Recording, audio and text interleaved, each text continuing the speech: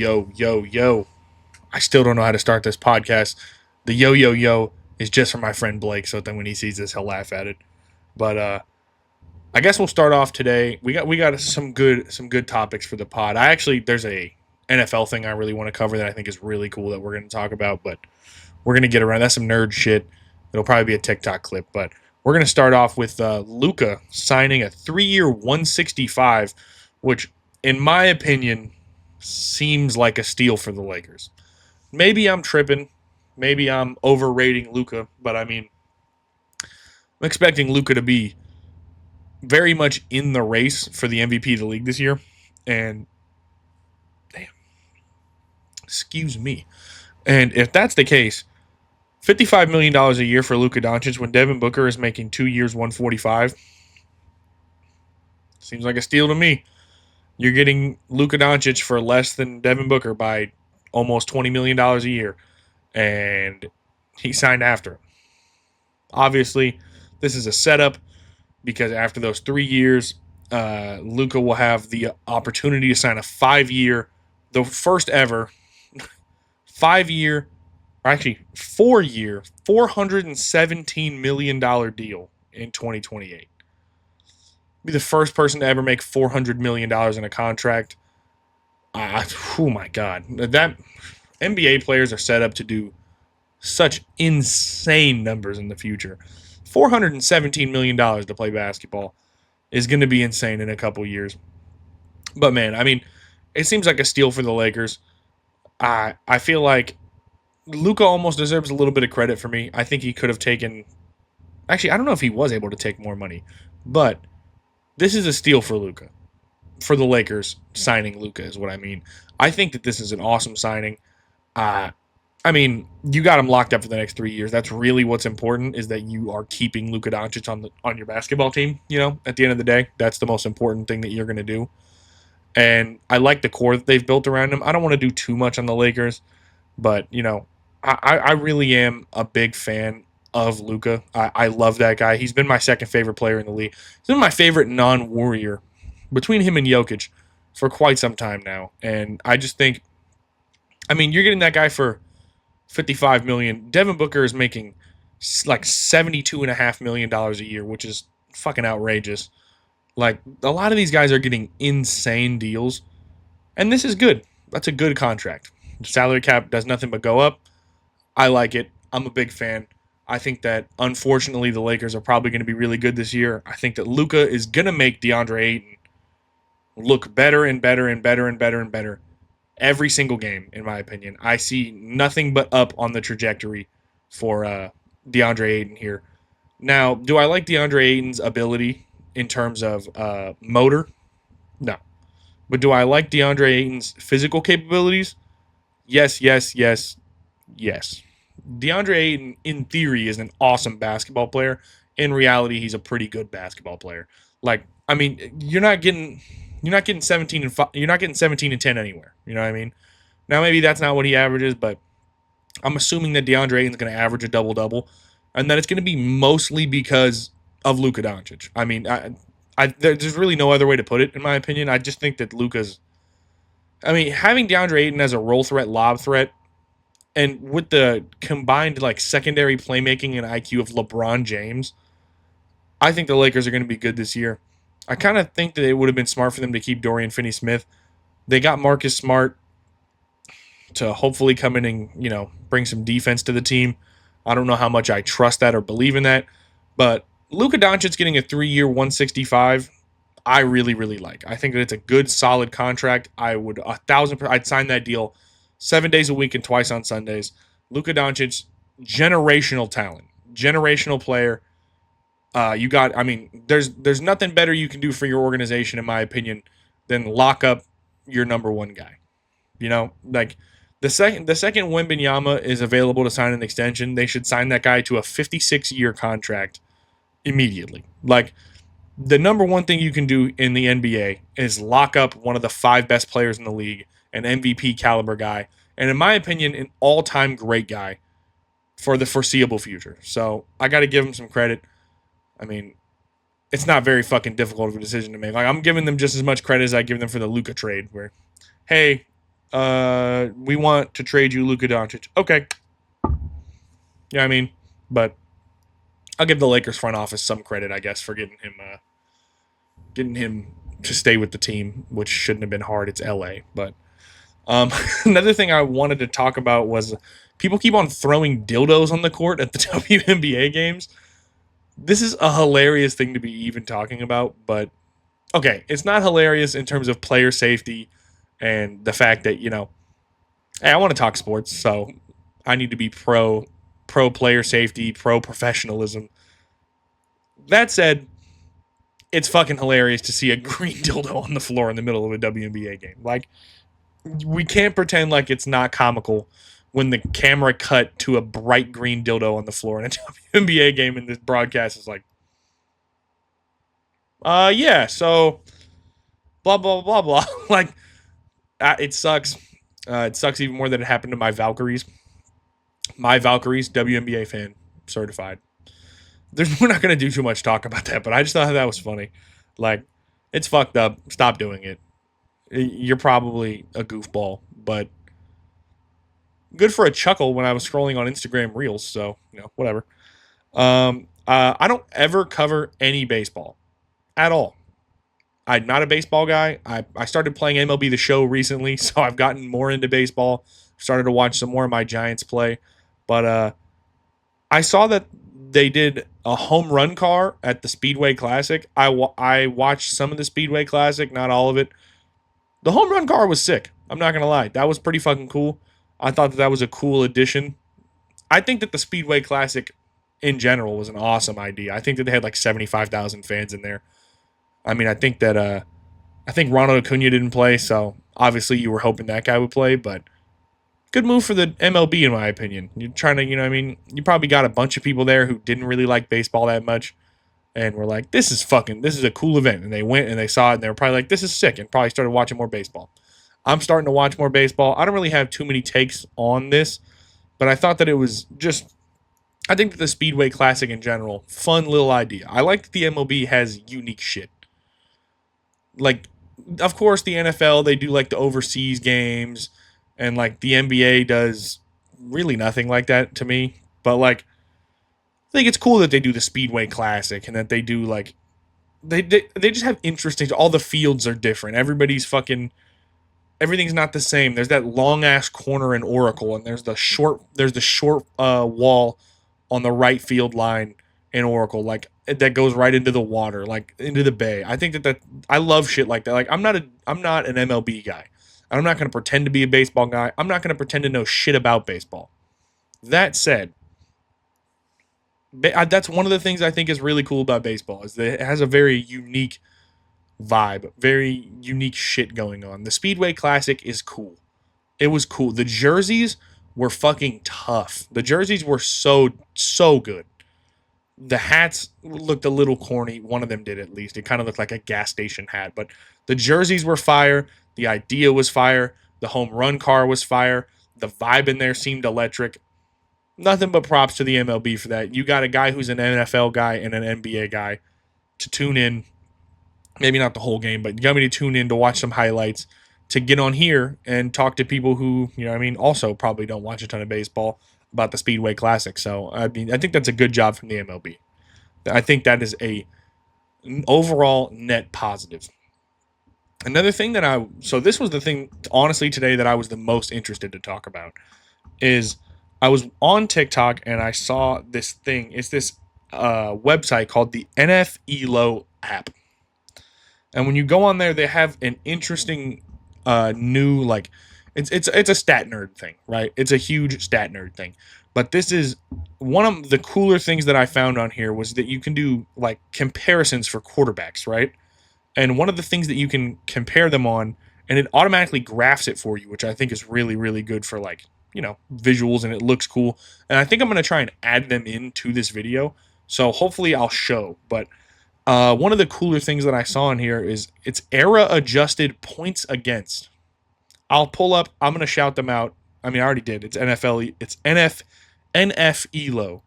I think this is so cool. It's era adjusted points against. And you can compare quarterbacks. I know that's probably really hard to see, but it does a little graph like that. And so basically, I'll pull them up and I'll show them on the video. But you have guys like I did Brady and Rodgers, and you can see here Brady's the red line. That's points against, era adjusted. So Brady has way less points allowed than Rodgers did throughout his career, basically the entire time, right? Or like I did Joe Burrow and Lamar Jackson, which of course doesn't tell the full story, but like Joe Burrow's is in the positive here, and Lamar Jackson's is super low in terms of points allowed, right? I just think that this is a really cool thing, especially the fact that it's era adjusted. I did another one that was Baker Mayfield, Dak Prescott, and Brock Purdy.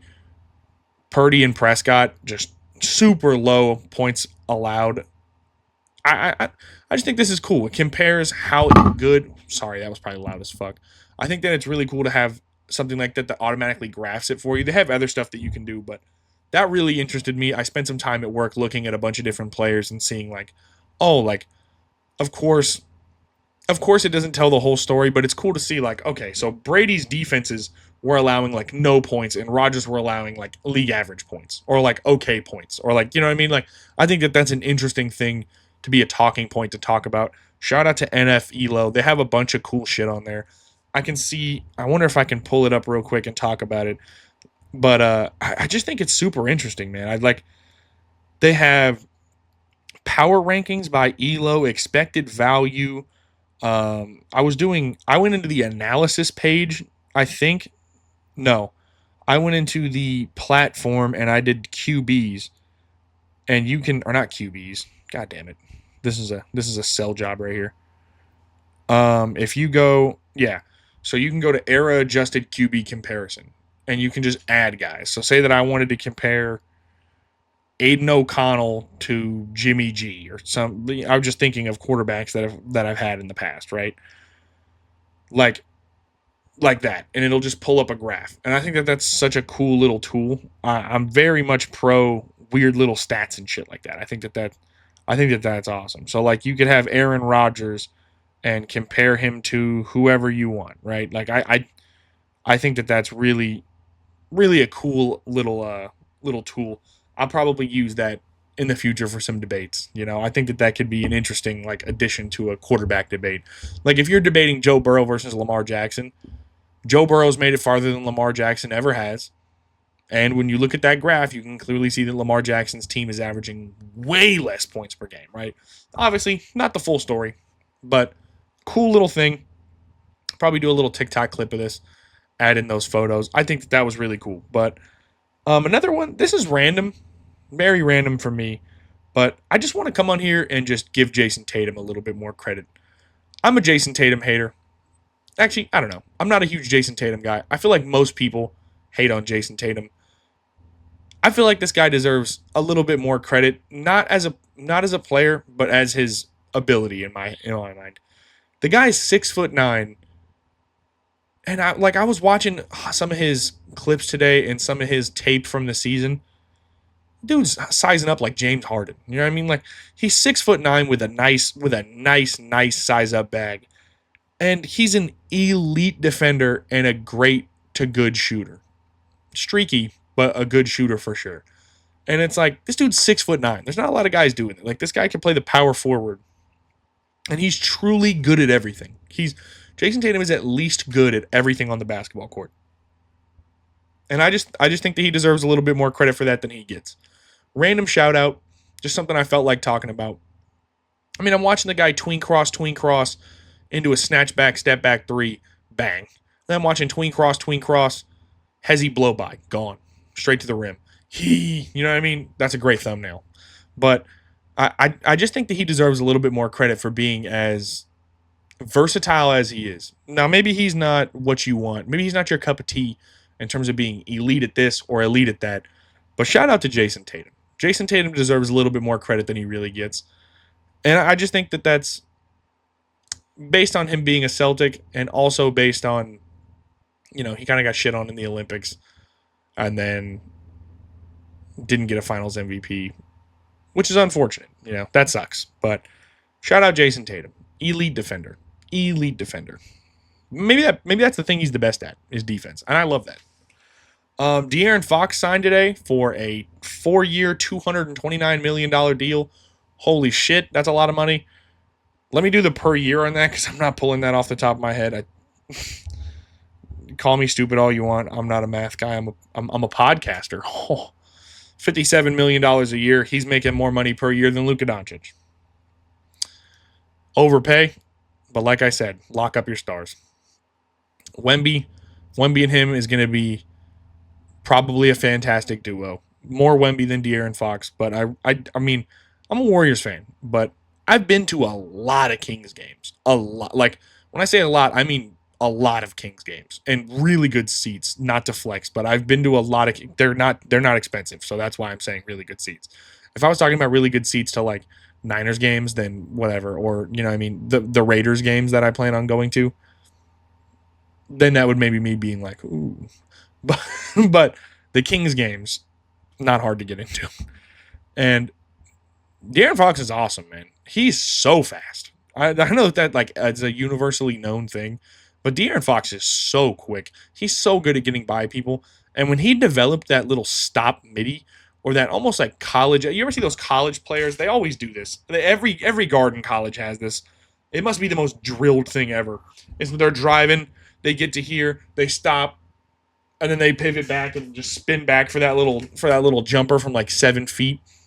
De'Aaron Fox doing that and adding like a quick stop midi game, because he's so fast that you have to like kill yourself to catch up to him, and then he could just stop on a dime. Underrated thing that Luka does really well too is stopping on a dime, but that combined with the fact that he was actually able to shoot decently from three, guy looked awesome the last couple years. I mean, hoping that he's healthy, which isn't always a guarantee, or hoping that Wemby's healthy, which also doesn't seem to be a guarantee because of his size and because of the blood clot thing, which would make me really nervous. I'd be really high on the Spurs. De'Aaron Fox getting that much money a year, definitely an overpay. But you got to overpay for guys to keep him at this point. I mean, it's the fucking NBA. Everybody gets paid a shitload of money. And if it's kind of like the NFL now, where when it's your turn, you go be the highest paid guy. TJ Watt, it's your turn, you're the highest paid guy. Myles Garrett, it's your turn, you're the highest paid guy. Micah Parsons, it's your turn, you're going to be the highest paid guy. You know what I mean? It's kind of just next man up star. It's just going to keep going. Dak Prescott, highest paid guy. You know what I mean? Josh Allen, highest paid guy. Before both of them, I think it was, actually for a minute, it was Jimmy G. Jimmy G was the highest paid quarterback in the NFL. And then you get guys like Deshaun Watson or guys like Russell Wilson who get a shitload of money just because they're the next guy to get paid. Brock Purdy, shitload of money. So, you know, fair enough. Definitely a lot of money, though. Definitely a lot of money. This is a random aside, and this is what I want to close the podcast with, because I want to have a little bit more to talk about tomorrow. We're already at 18 minutes. We're feeling nice, but good, solid flow on the podcast. I worked 12 hours today, you know. We're not banging out 45 today. Also, if you do want an even longer podcast, go watch the podcast that I did with the Sweaty Trio pod. That was awesome. It was actually really good vibes. I was worried that, you know, it was my first time doing like a guest spot. And I've just been doing my own podcast for like a week and a half. So like, I was a little nervous. Vibes were perfect. Flow was great. I hope to actually have guests on my podcast now after that experience. Makes it a lot more easy actually as the guy making it, but just makes it more fun too. But I want to talk about Colin Cowherd and his backwards hat bit. His hatred of the backwards hat. Not towards a guy at the bar, not towards a guy on the street, not towards a guy getting a fucking hot dog. But a quarterback or a coach who wears a backwards hat, hilarious. His hatred for that, truly one of my favorite things in all of sports talk is Colin Cowherd hating the guy with the backwards hat. It's so fucking funny. It's so funny to me.